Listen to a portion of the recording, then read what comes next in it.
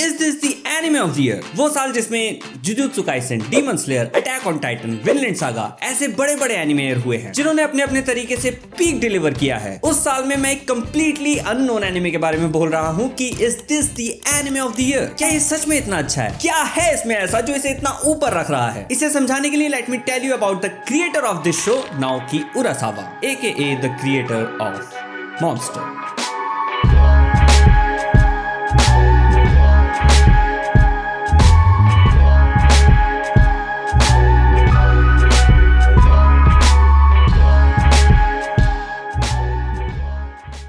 Video में आगे बढ़ने से पहले मैं आपको बताना चाहूंगा मिस नोट के बारे में। क्या आपके फोन का इंटरनेट और वाईफाई यूं ही बर्बाद होता रहता है? अगर हाँ, तो आप उसको काम पर लगा सकते हैं और पैसिव इनकम जनरेट कर सकते हैं। इसमें बस तुम्हें अपने फोन या कंप्यूटर पर मिस नोट को इंस्टॉल करना है और उसे एक नोड में कन्वर्ट कर देना है, जिसके बाद ये बैकग्राउंड में चलता रहेगा और तुम्हारे इंटरनेट को अलग अलग वेबसाइट्स को रेंट करेगा, जैसे VPN या तुम्हारे रीजन के प्राइस कंपैरिजन वगैरह। वो कंपनीज अपना प्रॉफिट मिस नोट से शेयर करती हैं और मिस नोट तुमसे क्रिप्टो की फॉर्म में, क्योंकि इसका सारा पेमेंट ब्लॉकचेन बेस्ड है। और उसके बाद तुम उस अर्निंग को अपने पसंद के किसी भी क्रिप्टो वॉलेट में ले सकते हो। इसका डाउनलोड लिंक डिस्क्रिप्शन में है और अगर तुम हमारा कोड यूज करते हो ATM, तो ATM लूट तो नहीं पाओगे, पर मिस नोट पर 5 कॉइंस अर्न करने पर तुम्हें 5 फ्री मिलेंगे। तो check it out and use our code ATM। And now back to the video. Now मैं अज्यूम कर रहा हूं कि तुम मॉन्स्टर को जानते होगे। हमने खुद मॉन्स्टर को 8-10 साल हाइप किया है और अदर टॉप चैनल्स ने भी इस पर वीडियो बनाई है। एंड मॉन्स्टर खुद भी बेस्ट ऑफ द बेस्ट में काउंट होता है, तो इन द वर्स्ट के सिनेरियो तुमने ये ना भी देखा हो, तुमने इसके बारे में सुना जरूर होगा। एंड अगर स्टिल बताने की जरूरत पड़े तो I will say that monster is the pinnacle of character writing and exploration of some deep psychological and philosophical ideas।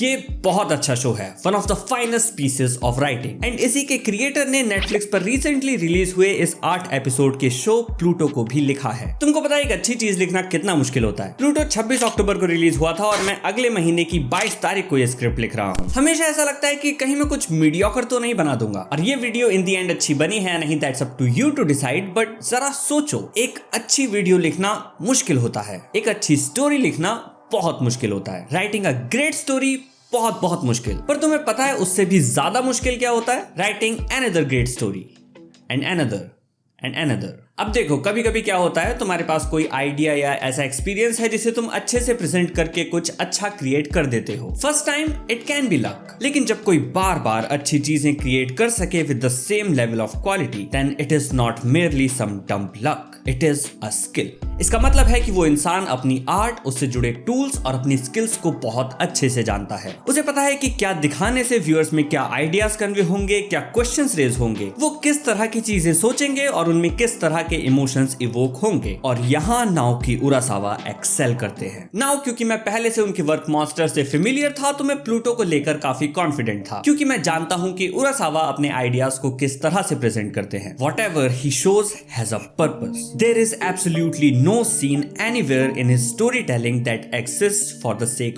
of existing. Everything is so meaningful. And ये सब पता होने की वजह से जब मैंने प्लूटो देखना स्टार्ट किया, तो स्टार्टिंग से ही उरासावा क्या दिखा रहे हैं, उससे मैं क्या सोच रहा हूँ, क्या आइडियाज एंड फीलिंग्स कन्वे हो रही हैं, ये सब मैं कॉन्स्टेंटली सोच रहा था। और उरासावा ने मुझे बिल्कुल भी डिसअपॉइंट नहीं किया। शो की शुरुआत होती है एक डिजास्टरस सीनरी से। जंगल में आग लगी है और कुछ लोग उसे बुझाने की कोशिश कर रहे हैं। एक बूढ़ा आदमी लैब कोट में आता है और वो परेशान है, जैसे कि किसी का एक्सीडेंट वहां हुआ हो। वो बताता है कि मॉन्ट ब्लैंक का सिग्नल लॉस्ट हो गया और हम एक रोबोट के पड़े हुए टुकड़े देख सकते हैं। और उसके थोड़ी देर बाद हमें न्यूज में देखने मिलता है कि मॉन्ट ब्लैंक एक रोबोट का नाम था जिसकी इस हादसे में डेथ हुई है। वो एक माउंटेन गाइड रोबोट था और सब उसे बहुत पसंद करते थे। एंड दुनिया भर से लोग उसकी मौत पर अपनी कॉन्डोलेंसेस भेज रहे हैं। तुमको पता है इससे मेरे दिमाग में पहला क्वेश्चन क्या रेज हुआ कि अगर वो सिर्फ एक रोबोट था तो इसमें दुखी होने वाली क्या बात है, एक और बन जाएगा। And that's the genius of Urasawa. That's how you introduce your world, its lore and themes at the same time.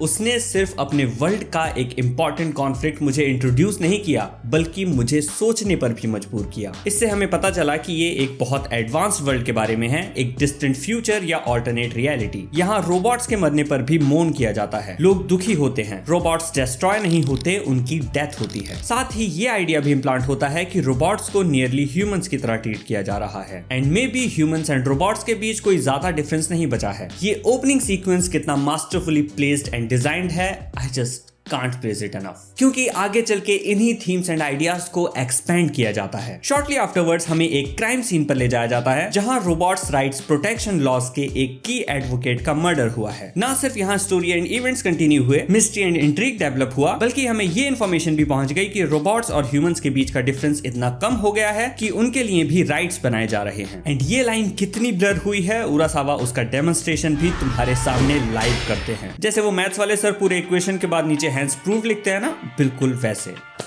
कहाँ स्कूल की याद दिला दी। नेक्स्ट सीन में जब एक रोबोट पुलिस ऑफिसर की डेथ हो जाती है, जिसकी न्यूज उस पुलिस ऑफिसर की बीवी को पहुंचाने सीरीज का मेन कैरेक्टर गजेक्ट खुद जाता है, उसके थ्रू हमें जानने मिलता है कि रोबोट शादी भी करते हैं और हस्बैंड वाइफ की तरह रहते हैं और उन्हें इमोशंस भी महसूस होते हैं। This was a really beautiful scene where the robot refuses to erase her husband's memory.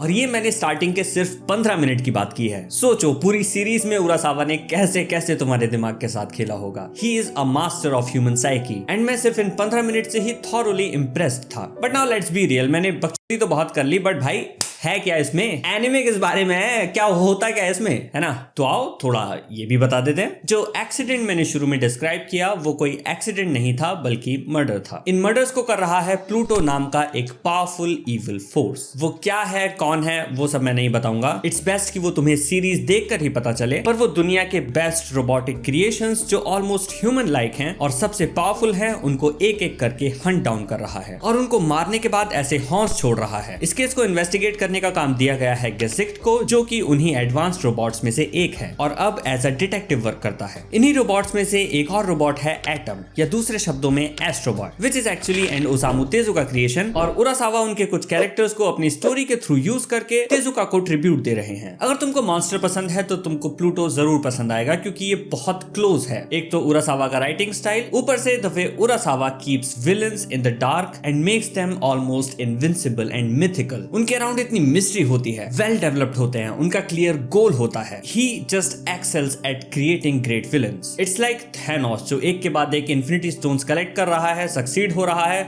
और एक्चुअली आधी पॉपुलेशन को खत्म कर देता है। Pluto is such an unstoppable force. Characters उससे लड़ने और उसको रोकने की पूरी कोशिश करते हैं, लेकिन फिर भी वो एक के बाद एक अपने मिशन को अंजाम दिए जा रहा है। एंड हमें time and time again show में ट्रेजेडीज देखने मिल रही हैं। इसके फर्स्ट एपिसोड में हमें मेन सेट ऑफ इवेंट से दूर ले जाकर एक पियानो आर्टिस्ट की कहानी दिखाई जाती है, जो अंधा है, रिटायर्ड है, बट स्टिल म्यूजिक प्रोड्यूस करने की कोशिश कर रहा है। एंड ऑनेस्टली मैं कुछ देर तक तो यही सोच रहा था कि हमें अचानक से एक कंप्लीटली सेपरेट स्टोरी क्यों दिखाई जा रही है, but oh boy does it pay off. This was probably one of my most favourite thing from the series. जो क्वेश्चन मेरे मन में रेज हुआ था कि रोबोट्स के अंदर इमोशंस होना और इंसानों का इन रोबोट्स के इमोशंस या ह्यूमन लाइक बिहेवियर्स को एक्सेप्ट करना कितना लॉजिकल एंड बिलीवेबल है, ये अंधा आदमी उसको क्लियर कर देता है कि इस वर्ल्ड में भी बहुत से ऐसे लोग हैं जो रोबोट्स के इमोशंस को बिल्कुल सच नहीं मानना चाहते। उनका मानना है कि अगर रोबोट्स किसी चीज को प्रेज भी कर रहे हैं तो वो बस एक प्री प्रोग्राम्ड रेस्पॉन्स है। अगर वो कुछ खाकर या पी कर उसको एंजॉय करने की कोशिश कर रहे हैं तो वो बस ह्यूमन बिहेवियर का इमिटेशन है,